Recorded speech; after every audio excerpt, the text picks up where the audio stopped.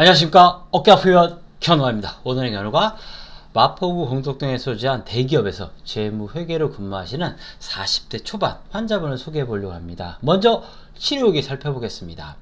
치료 시작 후 처음 2, 3주는 정말 미치는 줄 알았습니다. 왜 그러셨을까요? 제가 근막 통증 좋은 환자분 같은 경우는 이런 주의사항을 좀 드리거든요. 그래야 빨리 좋아질 수 있습니다. 실제로 그렇기 때문에 그런 주의사항을 잘 따라하시는 분들은 짧게는 두세 주에서 길면 두세 주만 가셔도 상당히 안정권으로 가기 때문입니다.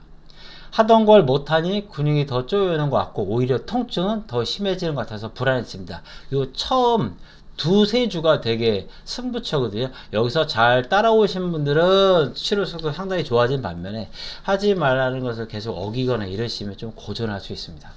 그러다가 3주 정도 지나면서 목과 어깨, 허리 쪽의 통증이 서서히 줄면서 나중엔 날개 축지, 날개뼈, 엉덩이 쪽의 불편함이 서서히 풀릴 거라고 했는데 말 그대로 진행이 되니 신기했습니다. 대부분은 근막 통증 중에서 작은 근육이 좀 빨리 풀리는 편이고요. 그래서 목과 어깨 쪽이 제일 빨리 풀리는 편이고 그 다음에 날개 축지, 엉덩이 이런 식으로 보통 풀려가는 편입니다. 나중에는 날개 축지, 날개뼈, 엉덩이 쪽의 불편함이 서서히 풀릴 거라고 했는데 말 그대로 진행이 되니 신기했습니다. 이번엔 치료가 잘 될 것 같은 확신이 들었습니다. 이제 치료가 다 되고 나니 아침에 몸도 가볍고 푹 자고 일어나서 그런지 피로감도 한결 덜합니다. 마치 제2인생을 사는 기분입니다. 가끔 환자분들 중에서 보면 제2인생을 사는 것 같다. 정말 너무 기쁘다. 이런 기쁨의 치료 후기를 말씀해 주시는 분이 종종 있으십니다. 마포구 공덕동에 소재한 대기업에서 재무회계로 근무하시는 40대 초반의 남자분 사례입니다. 몇 년 전부터 목, 어깨, 등, 허리, 양, 엉덩이까지 뻐근하고 결리고 묵직합니다. 근막 통증 중은 아픈 게 아니에요. 뻐근함, 결림, 당김, 쪼임, 콕콕 찌름, 급이가 화끈거림, 서늘함 등의 병원 가서 말하기, 설명하기 어려운 통증. 아픈 게 아니에요. 근육통스러운 느끼지만 근육통과는 달라요. 10년 이상은 된 것 같습니다. 그래서 근막 통증 중은 두세 달 이런 건 되게 약하고요. 솔직히 2년 됐어요, 3년 됐어요, 10년 됐어요, 20년 됐어요를 심심치 않게 만날 수 있습니다. 작년 11월에 정형외과에서 엑스레이, MRI에서 일자목이 있고 목 디스크는 보이지 않지만 근막에 문제가 생긴 것 같다고 했습니다. 저도 마찬가지예요. 목과 어깨, 목덜미, 날개 축지 이상이 생기면 가장 먼저 생각하는 건 뭐다? 목 디스크예요. 근데 환자분처럼 엑스레이, MRI인데 뭐 일자목 정도만 있고 목 디스크는 보이지 않고 경한데 이러한 통증은 나타날 정도는 아닌데 라고 생각할 때 의심할 수 있는 게 바로 뭐다? 근막 통증 증후군입니다. 최근에 독서실에서 책을 많이 봤더니 양손 저림도 심해졌습니다. 아침이면 누가 짓밟은 것처럼 목에서 허리까지 뻐근하게 걸립니다. 술을 많이 마신 날이면 증상이 더 심해집니다. 최근엔 통증 때문에 잠을 설치고 가위에도 자주 눌립니다. 더 이상 참을 수가 없어서 왔습니다. 환자분께서 10년 이상은 된다고 할 정도로 근막 통증이 오래된 이유 뭐라 했죠? 아까 그랬죠? 아픈 게 아니에요. 너무 아프면 바로 가지. 석회성건염처럼 50견처럼 너무 아프고 팔도 안 움직여. 바로 병원 가는데 아까 그랬죠? 참을 만한 뻐근한 신경 쓰이는 불편함이에요. 그렇게 되다 보니까 내가 요새 야근했나? 요새 일을 많이 했지? 요새 힘들었지? 그렇게 풀리는 건 뭐다? 근육통. 그런 건 2, 3일, 3, 4일간 무조건 좋아지지만 근막 통증 증후는 그러한 불편함이 2주 이상 될 때 의심해 볼 수 있는 증후군입니다. 근막 통증 증후군의 원인을 살펴보겠습니다. 그게 내부적 요인과 외부적 요인이 있다. 내부적 요인은 뭐냐? 가장 큰 베이스를 차지하는 건 강박적 혹은 집착하는 성격 혹은 자기관리가 철저한 성격이 극도의 또는 만성적인 스트레스에 노출되면서 생기는 게 뭐다? 근막 통증 증후군입니다. 우리가 어디가 아프면 여기가 아파요, 저기가 아파요 지적할 수 있잖아요. 근막 통증 증후군은 아니야. 거기 어딘가, 속 깊은 어딘가 거기가 아픈 거예요. 근데 아까도 뭐랬죠? 아픈 게 아니다 뭐라? 뻐근함, 결림, 당김, 쪼임, 콕콕질. 더 발전은 화끈거림, 서늘함, 내 살 같지 않음. 이런 불편함이 바로 뭐다? 근막 통증 증후군이다.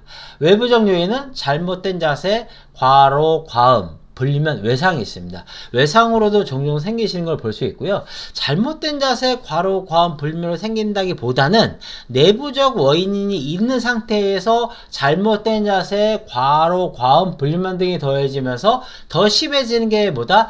근막 통증 요인이라고 볼 수가 있습니다. 환자분의 말씀을 살펴보겠습니다. 자기관리가 철저한 성격이셨어요. 상당히 강박적인 것도 좀 있으셨고, 자주 웃는 그런 쾌활한 성격을 느끼시면 있지만 그 웃음 속에도 왠지 씁쓸한 뭐라 그럴까요? 그런 불편함이 좀 있었던 분이 돼요. 되게 자주 웃으셔 쾌활하셨지만 항상 일에 좀 쩌들어 있는 느낌? 뭐 토요일에도 또 회사 나가서 일하시고 좀 이렇게 계속 자기 일에 상당히 충실한 분이셨어요. 늦으면 늦게까지 자기를 끝내시는 그런 분. 그 다음에 자주 마시는 술을 되게 자주 마셨어요. 그러니까 스트레스 해소 돌파가 특별히 없다 보니까 막 술 같은 걸 먹으면서 해소하고 그런 식으로 하셨어요. 그러다 보니까 통증 점점 심해지죠. 뻐근함, 결림, 당김 쪽이 발달할 수밖에 없었어요. 그래서 저도 술 같은 건 좀 자제하시는 게 좋습니다. 횟수와 양을 줄이십시오 라고 말씀드렸습니다.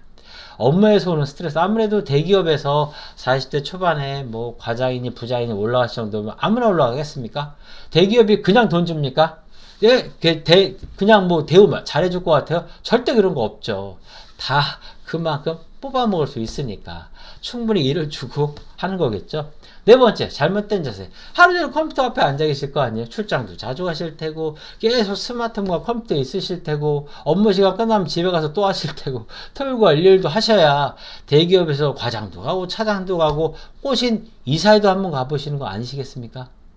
주의사항 살펴보도록 하겠습니다. 바른 자세. 아무래도 컴퓨터를 많이 하시잖아요. 그래서 컴퓨터나 스마트폰을 할 때 눈높이에서 보시라고 했어요. 그 다음에 노트북도 많이 쓰신다고 하시더라고요. 노트북을 볼 때 그냥 하시면 안 돼. 내려보게 되잖아요. 내려보면 뭐라고 그랬죠?